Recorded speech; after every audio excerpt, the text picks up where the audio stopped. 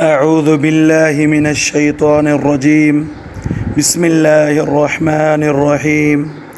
يسألونك عن الأنفال قل الأنفال لله والرسول فاتقوا الله وأصلحوا ذات بينكم وأطيعوا الله ورسوله إن كنتم مؤمنين. صدق الله مولانا العظيم. يا رب صل وسلم دائما أبدا على حبيبك خیر الخلق کلہم. آج ہم اللہ کے فضل سے سورہ انفال پڑھیں گے. مدنی صورت ہے. اس مبارک صورت کی ابتدا اسلام اور کفر کی سب سے پہلی اور اہم جنگ غزوہ بدر کا تذکرہ ہے.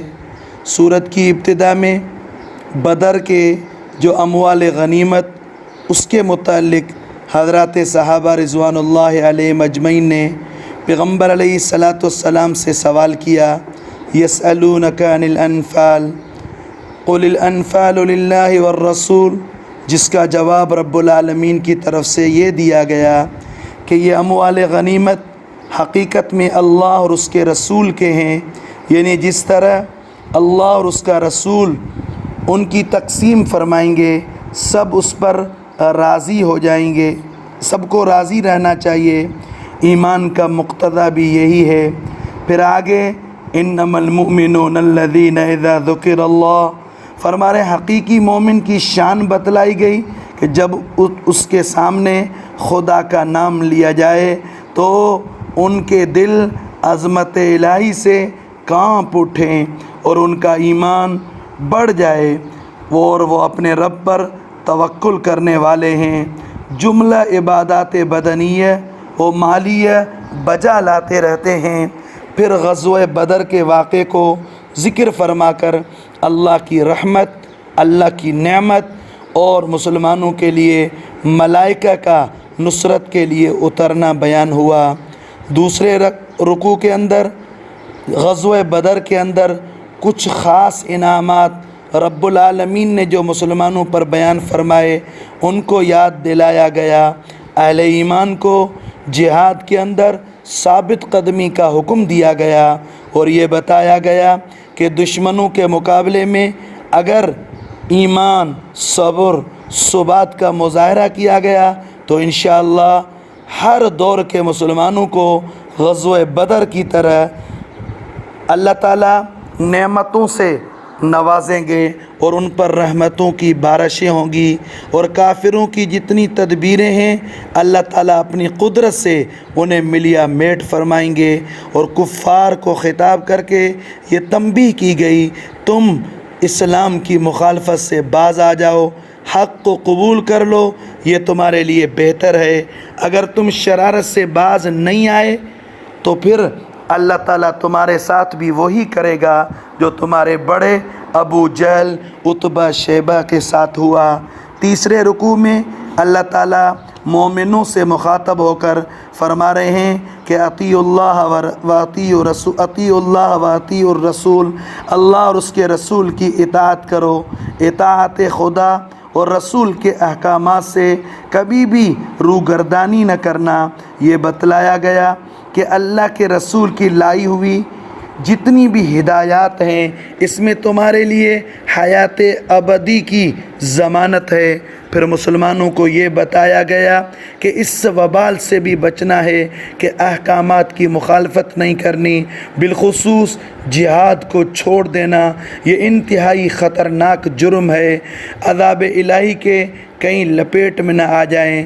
پھر اہل ایمان کو مزید اہتمام سے یہ بیان فرمایا کہ اللہ اور اس کے رسول کے حقوق میں خلل مت ڈالو، امانت میں خیانت کے مرتکب مت بنو.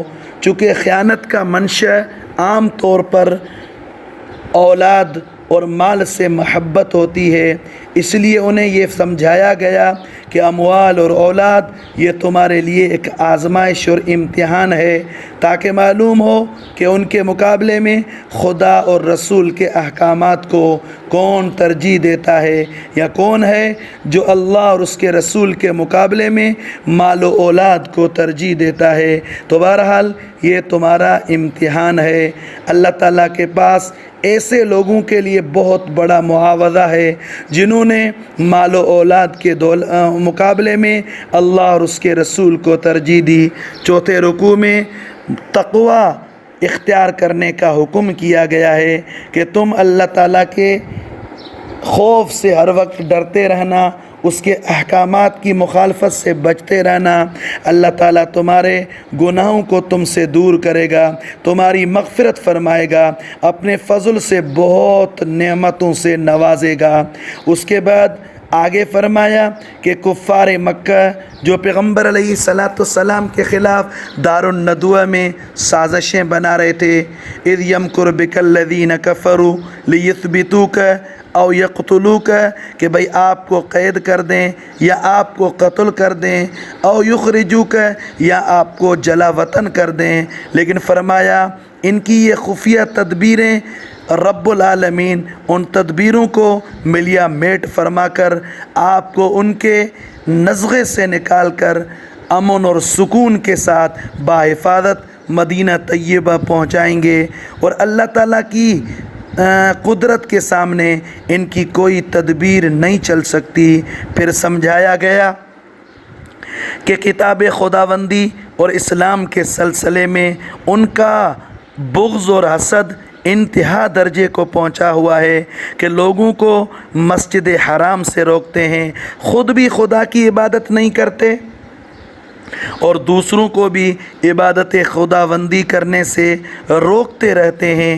فرمایا ہونا تو یہ چاہیے کہ بیت اللہ جو اللہ کا گھر ہے اس میں اللہ کی عبادت ہو، لیکن یہ لوگ وما كان صلاتهم عند البیت الا مکاء و تصدیہ، خانہ کعبہ کے پاس آ کر بیہودہ افعال مثلا سیٹیاں بجانا، تالیاں بجانا اور ایسی چیزیں جن کی وجہ سے وہ اپنے آپ کو عذاب خداوندی کا مستحق بنا رہے ہیں، اور جس کے نتیجے میں ان کو جہنم میں ڈال دیا جائے گا۔ پھر 5ویں رکوع میں سمجھایا گیا کہ کافروں اپنے کفر سے باز آ جاؤ، اسلام لانے سے سارے گناہ معاف کر دیے جائیں گے۔ خدا نخواستہ اگر تم نے ایسا نہ کیا، کفر و تکذیب پر قائم رہے، تو تمہارا بھی حشر وہی ہوگا جو تم سے پہلے کفار کا ہوا، جنہوں نے کفر پر اصرار کر کر آخر دنیا میں بھی نامراد ہوئے اور جہنم کا ایندھن بنے۔ پھر اہل اسلام سے فرمایا کہ کفار سے جہاد کرو یہاں تک حتی لا تکون فتنہ، دنیا سے کفر و شرک کا فتنہ ختم ہو جائے۔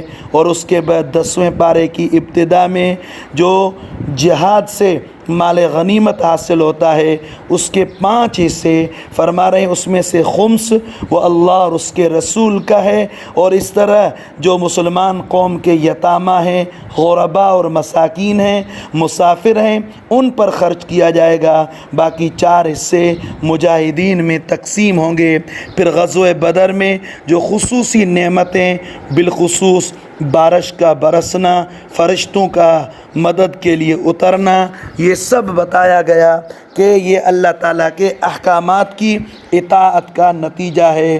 پھر آگے 6 رکوع کے اندر اہل ایمان کو خطاب کر کے یہ سمجھایا کہ میدان جہاد میں نفس امارہ سے مقابلہ ہو یا کسی دشمن سے مقابلہ ہو، ثابت قدم رہنا، کثرت سے اللہ کا ذکر کرنا، ہر موقع پر اللہ اور اس کے رسول کی اطاعت کرتے رہنا، آپس میں اختلاف نہ کرنا، جھگڑا نہ کرنا، شیطان کے فریب اور پھر شیطان کے فریب اس سے بچنے کی ترغیب دی گئی، جنہوں نے مشرکین مکہ کو جھانسا دے کر میدان جنگ میں لا کر پھر جب اس نے دیکھا کہ اللہ کی مدد آ رہی ہے، فرشتے اتر رہے ہیں، تو تائید غیبی دیکھ کر نکص علی عقبیہ، الٹے پاؤں بھاگنے لگا، کہنے لگا کہ مجھے تم سے کوئی سروکار نہیں ہے۔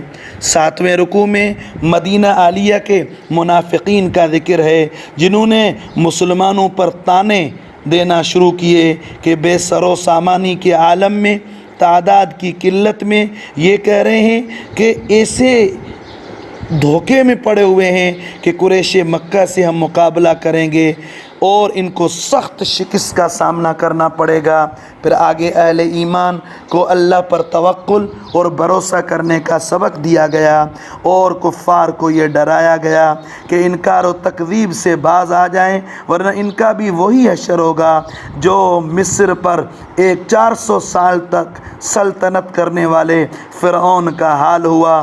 کس طرح لاؤ لشکر کے ساتھ سمندر میں غرق کر کے یہ سبق دیا گیا کہ یہ گناہوں کے بدولت اتنی بڑی سزائیں، اتنے بڑے عذاب آتے ہیں۔ اور پھر آگے فرمایا کہ خدا کی نظر میں جو لوگ کفر کریں، شرک کریں، بدترین مخلوقات میں سے ہیں، اور وہ عہد شکنی میں بھی بہت بے باک ہیں۔ مسلمانوں کو سمجھایا اگر یہ بار بار تم سے عہد شکنی، بدعہدی کریں اور تم ان پر قابو پالو تو انہیں ایسی سزا دو تاکہ دوسروں کے لیے بھی عبرت ہو۔ اور اہل ایمان کو فرمایا کہ جو معاہدہ کرنے میں تمہارے ساتھ پاسداری کریں تو ان کا پورا خیال رکھنا۔ پھر 8ویں رکوع میں اہل اسلام کو حکم دیا اعدوا لهم ما استطعتم، یعنی دشمنان دین کے مقابلے میں تم اپنی افرادی ہر طرح کی طاقت جمع کرو۔ فرماتے ہیں لیکن یہ بھی ذہن میں رکھنا دشمنان اسلام سے کبھی مرعوب نہ ہونا، اور جو مادی طاقت ہے اس پر کبھی بھی بھروسہ نہ کرنا، ہمیشہ اللہ کی قدرت، اللہ کی مدد پر اور اللہ کی ذات پر توکل اور اعتماد ہو۔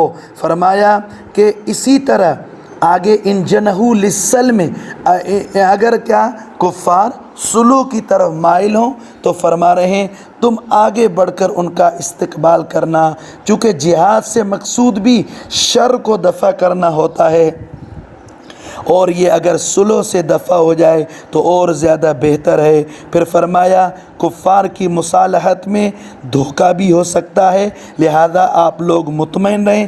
فإن حسبک اللہ، خدا نخواستہ انہوں نے دھوکہ دیا، اللہ تعالیٰ تمہارے لیے کافی ہے، اور صحابہ پیغمبر علیہ السلام کے لیے کافی ہیں۔ پھر آگے مسلمانوں کو جہاد کا شوق دلایا، ترغیب دی کہ ان یکم منکم 20 صابرون، اگر تم میں سے 20 صبر کرنے والے ہیں اور اعلیٰ قسم کی ایمانی اوصاف سے مالا مال ہیں تو اللہ تعالیٰ ان کے مقابلے میں 10 گنا زائد کفار پر غلبہ دے گا۔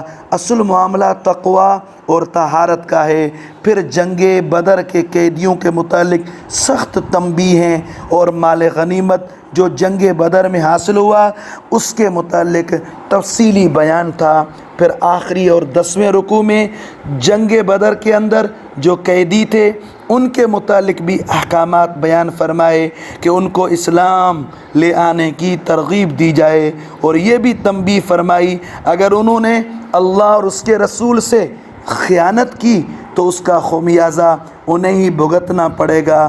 مہاجرین اور انصار کے دینی رشتے کو بھی اس رکوع میں ظاہر فرمایا کہ آپس میں ایک دوسرے کے وارث ہیں۔ پھر اخیر میں ہجرت اور جہاد کی فضیلت بیان فرمائی کہ اگر تمہارے مادری جو تمہارا وطن ہے اس کی سرزمین اسلامی زندگی گزارنے کے لیے تنگ ہو جائے، اسلامی احکام اور قوانین پر عمل کرنا دشوار ہو جائے، تو تم اس سرزمین کو اللہ اور اس کے رسول کی رضا کے لیے خیر باد کہہ دو، جیسے مہاجرین اولین نے فرمایا۔ پھر ان کی فضیلت، پھر انصار مدینہ کی تعریف، ان کا کامل الایمان بیان فرمایا، آخرت میں ان کے بلند درجات کا تذکرہ فرمایا، مہاجرین اور انصار میں جو بھائی چارہ ہوا اس کا بیان فرمایا، اور فرمایا کہ اسی طرح مومن آپس میں ایک دوسرے کے ساتھ مضبوط رہیں۔ ان اللہ بکل شیء علیم، اللہ تعالیٰ تمام خیالات کو، تمام معاملات کو جاننے والے ہیں۔ السلام علیکم۔